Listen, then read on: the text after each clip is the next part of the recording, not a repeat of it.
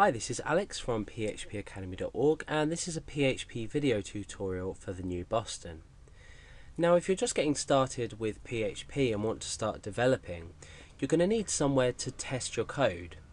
Now, you may have already purchased paid hosting and you may be able to upload PHP files. Check with your host to see if they allow PHP extensions. 99% of paid and free hosting will allow you to run PHP on the server. It's pretty much a must in most cases for most hosting companies. So what happens if we want to test everything locally on our local computer? It's fair enough us creating a PHP file and uploading it to a server, but we want to quickly develop. We want to develop quickly and easily on our local machine. So what we can do is we can essentially turn our computer into a web server. Now, it's highly unrecommended that you allow people to access this web server, because if it's not properly configured, your php.ini file is not properly configured, or anything else is not configured, you're going to run into trouble. So you're going to have some security issues there. So bear in mind that everything I'm showing you is to set up you're opening another port on your computer. So you're opening up port 80 on your computer, which is going to allow people to access everything that you put into your htdocs folder.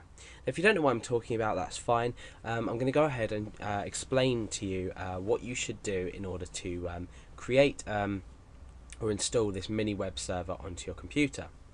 Now, I personally use XAMPP, and the whole thing behind your web server and PHP is that you're going to be using Apache, and then PHP is a module, if you like, on top of Apache, which allows you to compile in the background server side, because PHP is a server side language. It allows you to compile PHP files and run them and display the contents of your actions in the browser. So basically you need something like XAMPP or something like WAMP. I'm showing you WAMP simply because you know, if you're having problems with XAMPP or for any reason you want to use WAMP, but I'm just going to show you that to tell you that it is available. However, I'm going to be dealing with XAMPP and XAMPP default directories, things like that. So if you'd like to follow along with this tutorial, I'm going to be using XAMPP. Otherwise, go and install WAMP and see if you can take anything from this tutorial away with you and apply it to WAMP settings as well.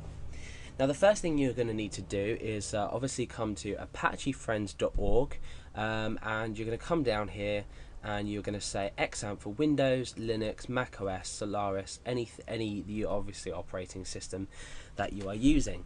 So it's obviously free of charge. We've got little screenshots here and easy installation, deinstallation, etc, etc, etc. So you can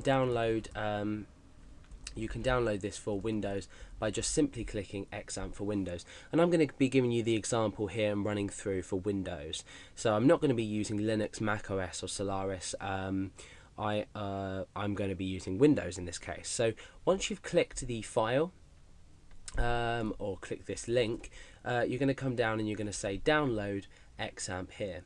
So the installation here says method A, installation with the installer or without the installer. We're going to choose XAMPP here, and what that's going to do is we can click on installer. So I'd highly recommend you install it with the installer.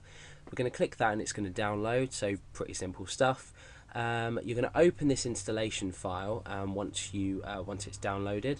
So obviously it's hosted with SourceForge.